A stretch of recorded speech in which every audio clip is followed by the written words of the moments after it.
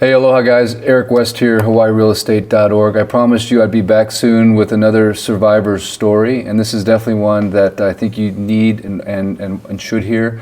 And if you could please do me a favor and please watch, share, like the video, and we will repost this in a better version in case this quality is bad, but we want to get this message out there as quickly as possible. I'm sitting here with Bethany Gurgone, did I say that right? Yes. And she is a mother of 3 with 1 on the way, so she is currently 7.5 months pregnant. Correct. We're sitting here with her beautiful daughter, Ayana, who is 5.5. Aloha. And her son, Kamaka, Correct. is 17, and then her 13-year-old, I said it in the wrong order, Zoe is 13. Anyway, my apologies. Zoe, 13, and Kamaka is 17. And so she's been on this island for how long? Almost 25 years. Almost 25 years. Yes. Wow. Okay. And tell us a little bit about what you did, or what your, besides being a single mother, what did you do for a living, and tell us about where you were living and all that kind of good stuff. Okay. I'm 37, and I lived at Kupu'ohi Apartments. Which is the new ones that just went up? Absolutely. Next to Tamara's, right? Yes, and they're managed by 3150, the company. And I moved in there end of December, and I have 3 licenses. I'm a licensed realtor. It's an active massage therapist and also an esthetician. I babysit as well, and I also clean because I can bring my children, with me. So I do have those licenses. Let's see. That day, the fire started August 8th. Where were you that day? I had ran to the other side. I had an appointment that I had to take care of. When I came back to my apartment, my children were actually with me in the morning, and then their dad came and picked them up for me so I could go to my appointment without them. The wind was going, there was no sirens, cell phones and everything was still working at that time. There was no smoke that I had seen, nothing to prevent me from going, just strong winds. So when she says she went to the other side, that's basically she went to Kahului, Wailuku, where the airport is. That's what we call it, the other side. Yes. And about what time was that you That went? was, I left about 9 o'clock in the morning. Okay, and then you came back? Absolutely, yes, I came back. About what time did afterwards. you end up back on Lahaina? Around 11. 11 a.m.? Yes. Okay, so a pretty quick trip. Yes, it was a really quick trip. And then you went to your apartment? Yes, I went to my apartment. I was just there at home organizing, doing paperwork because I'm an independent contractor. So, and then school's supposed to be starting, so just getting things organized for my children. I have my GE license, so I run everything at my home, my computers, everything. It's done strictly through me. Because school was starting the next day, right? No, correct. Yes, Right. school is supposed to be starting. It was the last day of summer. Yes, Right, okay. absolutely. Thank you for that refresher. So Yeah, you just bet. getting prepared. My children also had a dentist appointment that day as well. I remember that day before school, so we couldn't make it to that. Where do your kids go to school? My son goes to Lahaina Luna High School. He's a senior this year. And the freshmen were there that day because that was their first day of school, and I know the next day is when they were going to start school because my son's a sophomore, and then the next day was going to be the first day at school. Was he... Oh, okay. So they canceled school at the high school for the freshmen, right? I don't know because I don't have a freshman All there. right. Okay. Exactly. Okay. Yeah, I wasn't there. But he was going to go to school the next day. Correct. He was set to go for senior Right. next day. So the reason I'm asking this question is a lot of people think school was quote unquote canceled that day, and it wasn't. It was the last day of summer essentially. Correct. School had not started yet, Correct. so we Okay. did not miss any days. August 9th was the official day Got that you. school was supposed to be started, so this was the last day of summer before Correct. school. Okay. So you have a senior at Lahaina Luna, and then Correct. you have My daughter Zoe, she's an 8th grader, and she does distance learning at Lahaina Intermediate. LAS. Okay. And Yes. then anyone at the Princess Nahi Ena? Ayana is signed up to be a kindergartner there, so it was supposed to be her first Oh, okay. year at there, and we were going to be doing the Hawaiian Immerse program for her. Oh, cool. But weren't able to do that because. Okay. So that was she did obviously go to school. So you're at your apartment. You're back. It's 11 o'clock or so. Then tell us what happened. Cleaned up, picked up in my apartment. There were strong gusts of wind. I was at home, took a nap around 4, 5-ish in the afternoon. The alarms were going off in the building. I looked outside to see what was going on. You could see smoke, the strong winds. There was smoke, everywhere, but it had not jumped over across the fence yet to my apartment complex. So tried to use my cell phone. There was like no reception. Texts were not going through. I was not, could not make any phone calls out, nothing. Your power was out too, The right? power was out as well, and no water. You could not use the water. There was no water at that time. So Really? Correct, there was no water. So when the alarm started to go off, I couldn't use water. That's interesting. There's no water because I don't know about you, but most of the time when you lose power, you don't usually lose the water. You know, they're usually, that's a completely different system. So you're the first person that's told me that you didn't have water, but you're one of the first people I've interviewed that's been in a home that burned in that area. So you had no water. So then, at what point in time did you realize, hey, we got to get out of here? When I looked outside, I wasn't sure what exactly was going on. And then, the flames are going up. And next thing you know, I look out and I have pictures as well. The homes across there, they're burning and burning. The winds are getting stronger. And, I'm like, okay, I don't have my children with me. What's going on? And I wasn't sure because in my building, the alarms have gone off multiple times, the fire alarms, and it was just false. So I wasn't sure what exactly was going on. I didn't receive a text message telling me, hey, this is a warning.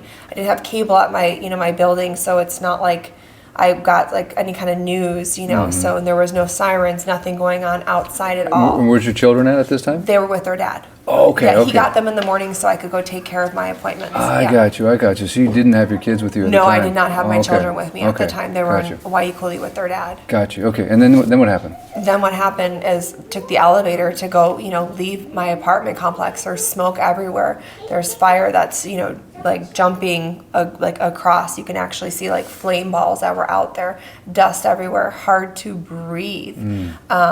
The vehicles across the street, there was 2 of them, they exploded. So there was all that gust of wind, just trying to get in my car. The heat from it was so intense because I wasn't sure how serious is this. Like, you're not quite sure your building to go down. I didn't have alarm sirens, it wasn't. So just looking at everything in the air is, okay, I got to get out of here. So your building wasn't on fire yet, but you're seeing fire all around you essentially? Correct, yes. Your building is still totally safe? It's still totally intact, and I'm watching the apartment complex, right, Kahoma home houses all being burned down. So at that time, Opukea and Ho'onanea, which are are below you, They're you below. saw those? Those were still there. Was Lahaina town burning at that time? Would you see anything burning in Lahaina? You Across could the barely house? see You couldn't anything. see, So too when much I smoke. left, there was too much smoke. I could Gotcha. not see. So leaving Kupu'ohi, you could not make a right. There was 2 fire engines that were over there. So I couldn't get out You through couldn't that go up the bypass? No, that's just making a right where the chocolate factory was. There's Maui Chocolate Oh, Factory. yeah. So you're coming down that, right? I couldn't go down that way. I You had to make couldn't a go. left where Tamura's is. So, okay, down towards the grocery. Correct. And there Right. was a fire engine truck that was over there, and they had their hose that was out, shooting down over there. So I had So to you go saw over some that. water coming out of their hose? Correct. Okay, well, that's good. So- You're the first person that's told me that, so that's... Yeah, so going through that, they were there. And I went down. So at this point, wouldn't you take a right on the bypass to go away from the fire, since the fire's in Lahaina, right? Wouldn't you, were you able to take a I right? couldn't see going up like there, and then my goal was to get to Waikuli. I needed Oh, to you were get to trying my to get, children. you were trying to get to the kids, I'm okay. trying to get to my So at children. that point, that's all. did you have the option to go left or right at the bypass? I didn't think I could make a right because going out, there was a vehicle there. I believe it was a police vehicle that was over there. So I wasn't even looking to You go don't up even there care. because You're just there's smoke. thinking I'm not kids. even thinking. I'm just like, I'm going towards my children, and Gotcha. they're going in And the they're in direction. Waikuli. They're Waikuli. So Okay. going up the bypass way was not anywhere in my brain. I need to get to my family. I need to get to my family. Gotcha. Can't see. There's like smoke. There's debris like everywhere. You can't. Vehicles going in and out. There were people running around in the road.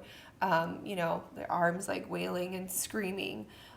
Going down normally at that intersection, I would make a right. I could not go right because there was a power line down. So you get to Honopi'ilani Highway. Correct. And you can't take a right to Correct. Waikuli. Correct. You can't go to where your kids are. Correct. So where'd you go from You there? could make a left because could. that road, nope, You it was couldn't. barricaded. So you go to So I Safeway? went straight. I Straight. went straight through, and it looked like it was blocked off. It was so dark in the air, you could barely see. Driving like literally maybe 5 miles an hour creeping through there. So I went through the So you Safeway crossed parking the lot. highway. Now you're in the Crossed the Safeway highway. parking lot, and Yes. you still trying to go to the? Are you still trying to go north in the parking lot? To Waiakuli, correct. Yeah. So went over a couple speed bumps, followed it all the way through. I made a right. I did not go down Front Street because that's blocked off. The smoke, the flames, the homes were engulfed. You could not go over there. So there was only to go right. Going up, you could not go straight ahead because that was blocked off. And Honopilani, and again, just trying to get to my children. I made a left. There were trees that were down in the middle of the road. So On the highway. On the highway. So you were able to take a left onto the highway at that Correct. point in front of the Yes. Safeway, and now you're Yes. heading north on Correct. Honopilani towards Waiakuli. Yes. And that was just a line of cars? Were you just waiting, or were you just able No, to I go? was able to just go, and I went really, really slow. I was praying the whole time, asking So God you're just to keep me safe and get to my children. So you're going pretty slow, but there's not Yes. a line of cars there. Correct. There were. About, can you guess about what time that was, roughly? You had to guess? I want to say maybe around like 6 p.m. Okay. And at that point, are you able to make it to Waiakuli and reunite with your family, your Yes, kids? I made it there just in time.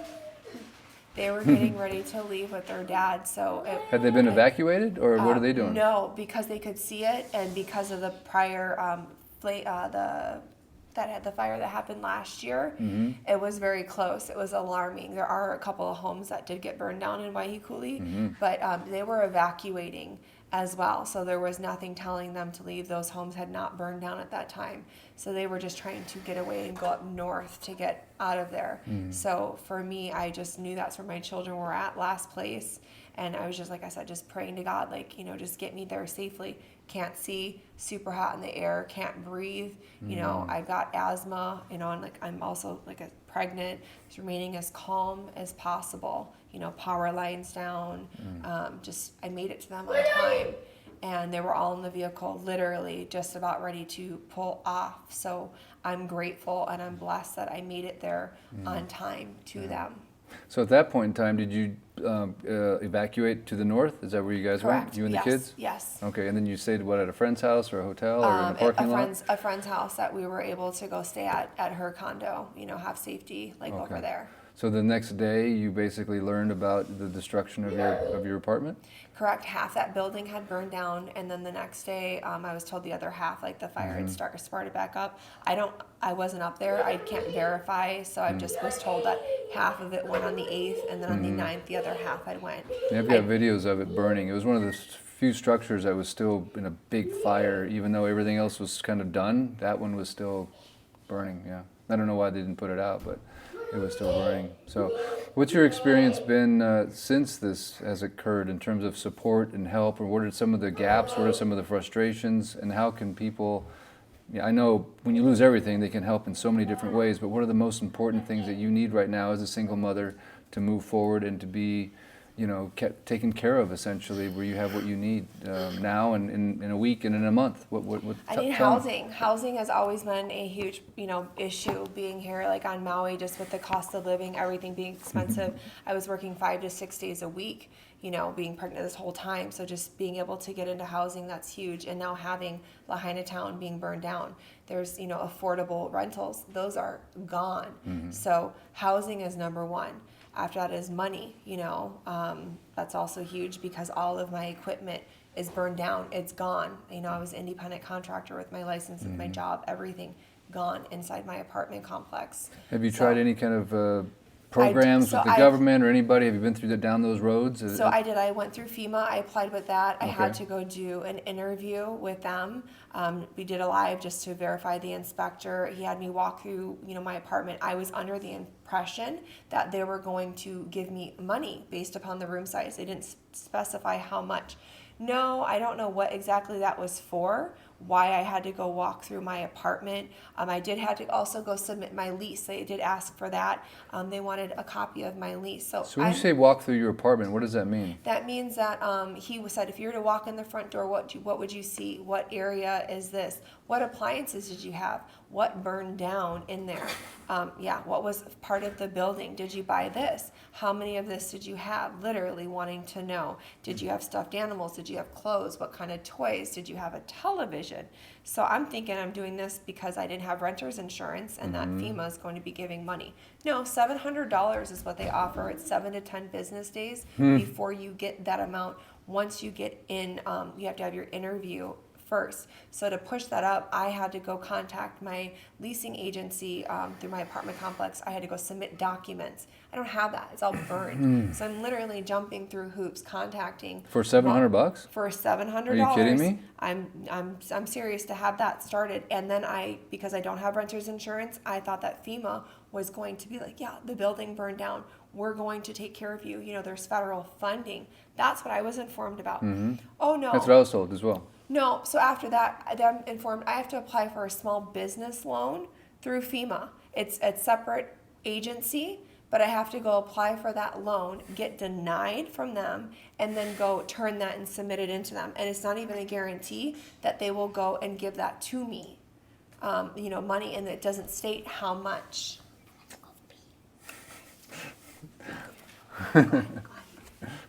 Yeah, so it's not even, thank you. That is insanity. It absolutely is. Definition doing the same thing over and over again without like results. And I am resilient. Like I said, I'm a single mom. I'm 7.5 months pregnant. I was working 5 to 6 days a week. This is You can get things done. I have no choice. Right. Like and you're not able to get anything done. I'm not able to. It's like resources that are there. It's one step after another. FEMA, they have Airbnbs, so you have to go jump through hoops as well to get a certain approved amount for that. Then they have a website that's set up here through Maui County. It's updated twice a day, but those are not verified resources. They're expecting me, after losing my home, surviving like the fire, to go and check these resources and make sure that this is legit. Like it's about this much, and they don't have to accept FEMA. People don't realize that as well. So even though it's on their website, the state that put this up, it's not a guarantee that they're accepting FEMA at this time. It's not a guarantee that it's within their price range as well. So there's no guarantee. It's like false hope. Do this, do this, do this, but we're not for sure if you're going to get this amount. $700 isn't crap. Like that's nothing. It's a joke. It is a joke. It's a total joke. So far, what have you received from the government or any agency in terms of cash? Have you received anything at all? I have not received cash. I did apply for FEMA, so I have to check like with the internet. I don't know because I did direct deposit. So I'm waiting to see if You're waiting for your $700? I'm waiting for my $700. And is there more money that comes after the $700? Is there a promise of continued support? No. So as far as like rental assistance, there's hotels. There's a list of them that now opened up that was not available before. But with FEMA directly, I got approved for like resorts, but there was only 4 on there. 2 are only on Maui. And then calling, I couldn't get through. I couldn't leave messages. My cell phone is still spotty on what I receive. My internet is still spotty. What service are you with, by the way? T-Mobile. T-Mobile, me too. Yeah, T-Mobile does not work. No, it does not work. No. It does not work. So you're supposed to fill out these forms and jump through all these hoops, and you're supposed to do it primarily through a website? Absolutely, through the website.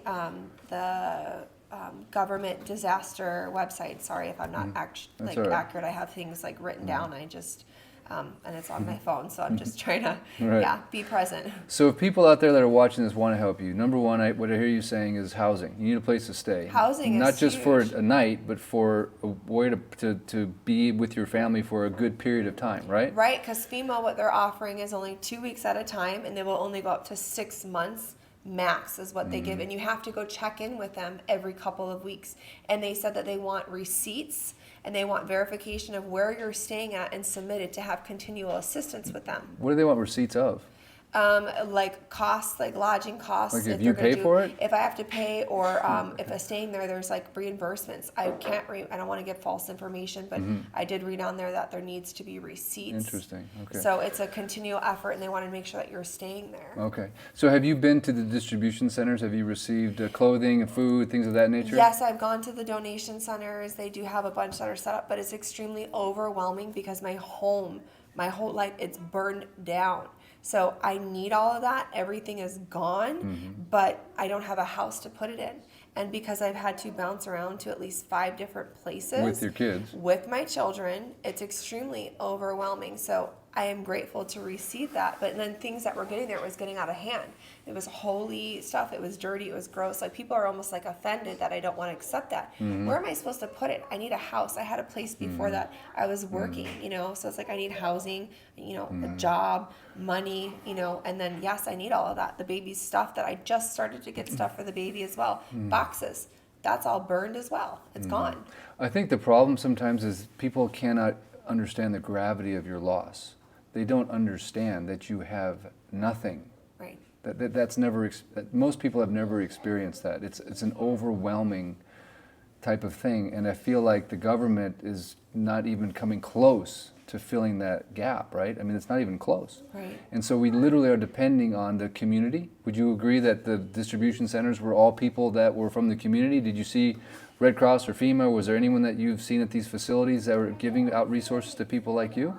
So when I went to all the places that I've gone to go pick up foods, they have the food drives. Absolutely, it's the community itself that has been coming together and has been way more like resourceful as far as being out there, like locals, you know, being out there, coming together to go make food and have donations, different schools. I've seen that. So FEMA, I had to reach out to them. They didn't reach out to me. It's been a multitude of steps and there's no guarantee. So when you go to one of these distribution centers, is there a presence of any organizations? Or like if somebody wants to find FEMA, right? If they want to find the Red Cross, if they want to find like an official government organization to steward the next step, do you know where to go? I have not seen that there. So what I've done is I've been calling on the phone. I do know On your spotty cell service. On my spotty cell service, and trying to check out and then drive around at places. So I've also been sent places and it hasn't been legit. Like addresses were not matching up. Now when I say calling on my phone, if I drive to Kahului, which is an hour away, your phone works. The rest of the island is running totally like normal. Nothing is like going nothing on. Happened. Like They're on nothing vacation. happened. Right. They're totally oblivious. Yeah. So what else can you say in terms of your needs or how people can help? Anything else you want to add? Obviously we have housing, money, which we're going to give your Instagram, your Venmo is going to be shared on this video. We're going to put all the links in the description if you want to help Bethany. I'm going to say it really quickly here, but her Venmo is Beth, BETHE, Joy86, which is her Venmo, and I'm going to put that in the description. And then her IG Instagram is Bethany Joy Gurgone. Correct. So that's Bethany, BETHANY, Joy, JOY, and then Gurgone is GURGONE. And like I said, we're going to put those links in the description so you can reach out directly to her to help. But anything in terms of special needs that you might have as someone that's getting ready to give birth? I mean, you're pregnant. You're 7.5 months pregnant, right? Is there anything in terms of medical attention or the regular checkups, healthcare, transportation, anything that people should be thinking about to help you because you're getting ready to have a baby?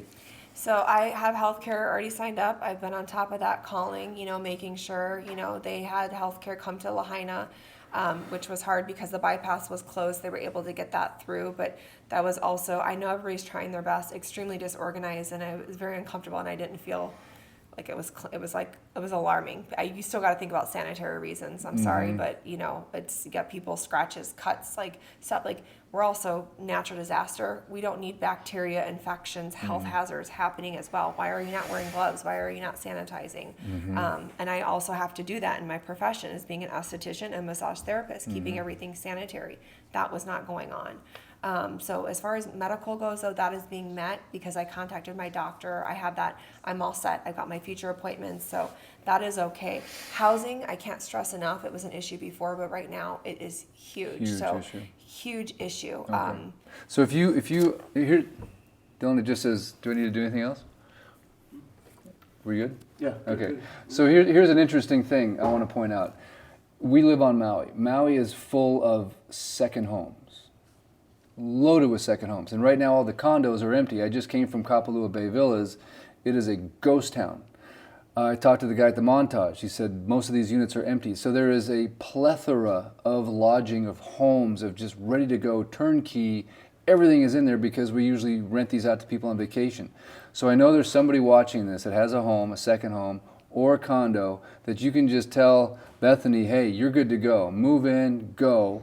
You can write it off in your taxes or whatever, but I know there is no lack of housing on this island. There's a lack of common sense for sure, but also we're about filling the gap. So right now we have a gap, which is someone like Bethany that needs a place to live, and then we have a resource, which is a place to stay that you own here. So if you would like to help, obviously we have a website that you can go register at, which is MauiLFG.org. That's Maui, let's fill the gap, .org, let's fill the gap, MauiLFG.org. If you want to help her directly with a place, please reach out. I'm going to give you your contact information, but also there's more people like her that need a place to stay. So go to MauiLFG.org and fill out the resources tab and say, hey, I have a place, I'm ready to help.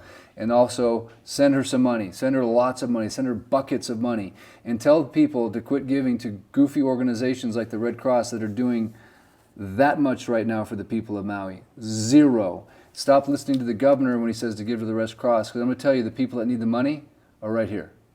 Absolutely, and I do want to note that I did go down to the housing agency here, HUD, and I do have a Section 8 voucher, so I still qualify for that. So I bust my butt as a single mom to care for my 3 children, and this. I'm not lazy. Like I said, I've got licenses. I work. I'm willing to work.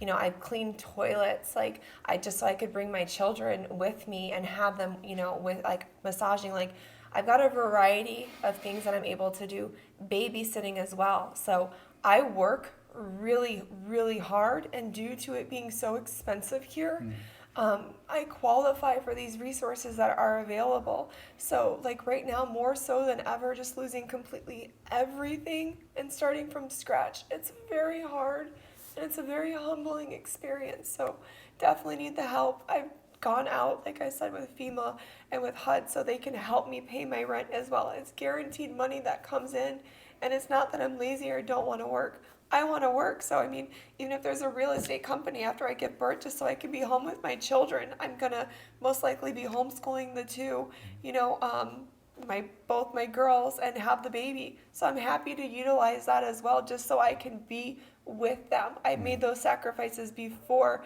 like I said, cleaning, just so I could be at home with my son, and take him with me. So that's huge. The amount, though, of what's being asked for these houses, it is nowhere near compared to what the federal fair house market rates are. So it's like a no-win. It's like a circle. It's do this, do this, do this.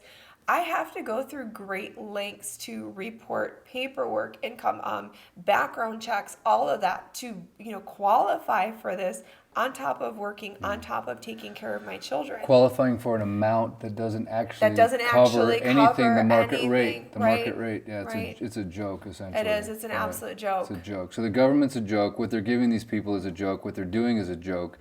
But what's not a joke is you are not a joke. You're the American people that can help, that can make a difference, that can share the video, subscribe to the channel, make people aware of what's going on over here, and help Bethany.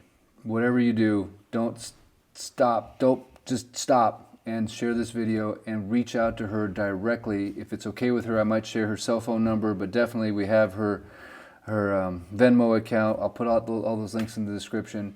And a lot of it too is just emotional support. What we're trying to do is we're trying to connect people like Bethany with real people on the outside. So in my experience with a few people on the outside that have reached in, because my girlfriend who created the GoFundMe has tried to... Oh yeah, the GoFundMe too. We're going to put a link in the description for that as well. My girlfriend who did that actually had a person want to reach out. She's skeptical, oh, well, how long are you wanting to stay? I could let you stay here. No, I'm not going to accept money, but are you going to get out? What's your circumstances? How long have you worked? What are you doing? This and this. It's how you also ask the questions. It's not, do you need, healthcare? Can I help you? It's well, are you going to the doctors? What is going on? Where are you going to the doctor? Why are you drilling me? I've gone through enough. I've tried, with FEMA, the resources, with HUD, with everything that's out there. So it's why are you doing this to me? Like, I need help. Like, so don't call or ask questions because you want to be nosy. Like, there's already enough going on. Don't add insult to injury. Absolutely. Don't Don't kick kick us you when we're down. Yeah, right. totally. Like, lift us It's up. Like, we need a unbelievable. hand. Like, Right, we wow. lost everything. Like I said, I'm not lazy. Right. Well, what's happened here is we've taken Maui, one of the most preeminent destinations in the world, with some of the best people that work their butts off, 3 or 4 jobs just to survive so they can serve you while you're here on vacation. And now their lives have just been, it's like a bomb just went off and everything is leveled, everything is destroyed, and they have nothing. That's the level of the crisis that we have here, and they're having to jump through hoops that don't even work on a cell phone coverage that doesn't exist for a system that's completely broken. So the only way this is going to work, the only way, well, the cavalry is not coming. They're not. The only way this is going to work is through your support directly, right? Through our channel, through people like this. And we're going to keep putting them out there. We're going to keep doing these interviews, and we're going to keep connecting you directly to people like Bethany. So thank you, Bethany. I appreciate it. You're awesome. Very much. I know not everybody wants to come and talk. That's the other thing. We just did an interview with a local Hawaiian gal. A lot of people don't want to come out and ask for anything. You know, that's just the nature of their being. It's hard to explain, but they're going through a traumatic experience. And so just to have, right, they're still grieving. It's not easy to get people to come on and do these types of things. So I want to thank you so much for doing it. I really, really appreciate it. Thank you. And people say they want to help. So, I mean, just putting myself out there, this is very uncomfortable for me. I lost everything. Like, it's very, but people do need to be aware of what's going on. So, and I'm not trying to hide anything, but you know, that's the thing. You go out there and it's like what I've tried to do here on Maui with the resources, let down over and over. So I've been forced just to be so resilient and keep going. And like I said, I can't stop. I won't stop. I'm living for my children. God, you know, tells you walk by faith, not by sight. That's a continual thing, you know, just praying and just another day and staying positive, you know, so that's exactly what I am trying to do. So just even before this, it was hard with agencies, things not matching up. Now, so more with even further of the government, everybody being here.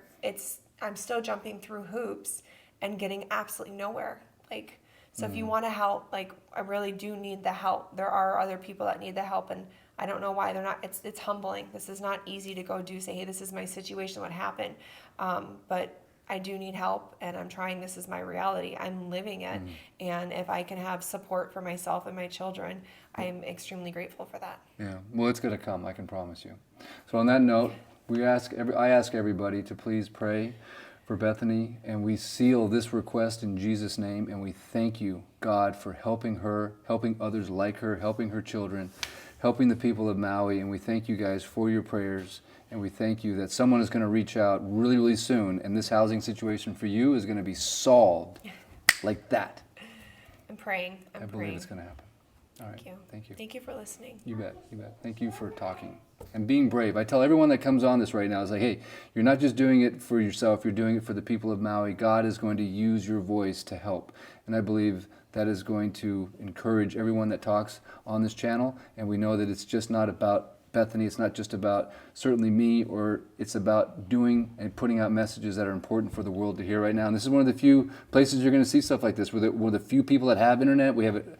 By the way, we have a Starlink. Thank you, David Crawford. But we don't have internet. I'm not doing this through Wi-Fi, and I'm doing it live, which is crazy, but we're going to repost this. If there's technical issues, I promise you every single live we do will be reposted with perfect audio and perfect video. But we're going live for a reason, because this will draw more attention in the algorithm, and we want to bring as much awareness to this. If you have an influencer that's a friend, if you know Joe Rogan, if you know celebrities that have come to this island for years and years and years, and they've got big pull and big reach, and they say they're humanitarians and they care about people, now's the time. Put your money where your mouth is. If you say you care about people, you care about humanity, now is the time that these people need help. And we ask you, take action, whatever it is. Let your fingers be bleeding by the end of the night, because you're sharing and you're putting this in front of so many people. You're not stopping. I'm not stopping. I'm fighting for this island, and we'll continue to do so. So thank you so much, Bethany. We shall be back, and I wish you the absolute best. I know God is going to come through for you. Thank you. And just keep praying every day. I just keep praying. I'm grateful that we're alive. That's God first with everything. And I am so grateful that I'm alive and my children are alive. Like that's like number one. So moving forth, I said, this is not easy, so thank Right. you, and I am grateful for whatever help comes. That's at least exactly, these are things that I need, my children Yeah. need. This is my life. Everything is, it's so surreal. So, He shall supply all your needs according to his riches and glory. That's all I got to say about that. It's coming. The Calvary is coming, and it's you. Thank you.